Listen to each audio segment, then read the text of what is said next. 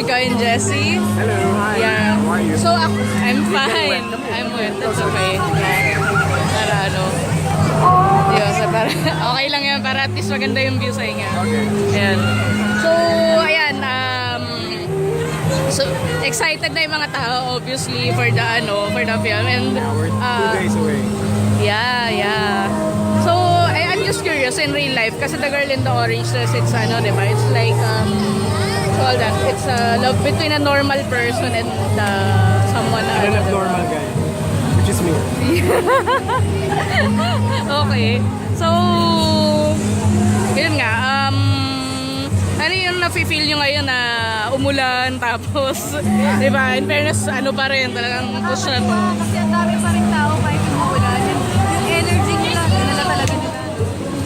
This is fun. Really having fun. So, pinaka-memorable para sa akin. Diba sabi mo kanina, first time na Yeah, first time ko na-experience na ganito. Kasi para may iba naman, hindi naman usok, di ba? Ulan naman. So the 3 years na sumasali kami sa film. This is nice and cozy.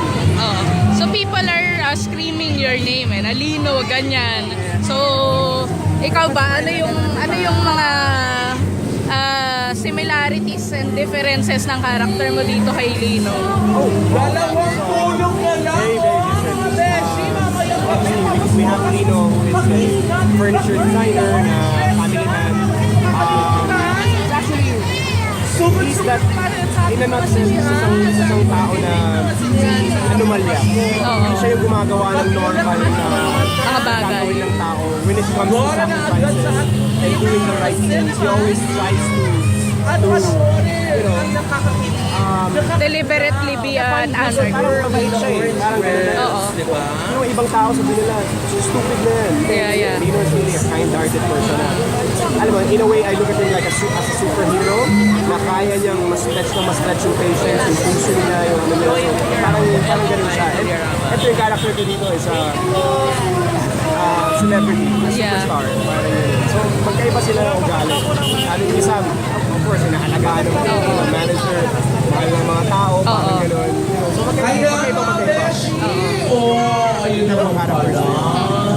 Was there a time in your life na ikaw Jessie, both of you, was there a time in your life na parang similar sa character niya na parang dahil may kayo problema or something, parang sinasadya niyong gawin yung mga yun nga.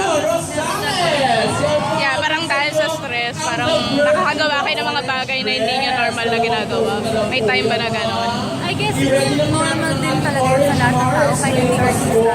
Pero if nalatanong mo ko kung nagawa ko na bang tumakas siguro sa press or sa mga media, dahil nainap ako, nagawa ko na yun. Abay, oo. Nagawa na namin yun.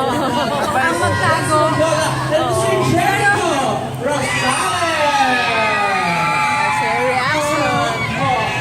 Okay. normal naman yun na may magagawa ka mga bagay out of stress, out of kaba. Ayan. So for the both of you, last question. Paano nag-iba yung meaning ng color orange sa inyo before doing this film and after doing this film? Yung orange may meaning na. Oo. Meaning sa akin before. May memories na sa para makakita ng orange, malala ko. Ikaw. Wala din ang meaning sa meaning orange sa akin. Pero ngayon sa kakabalik ako, orange color orange. Malala ko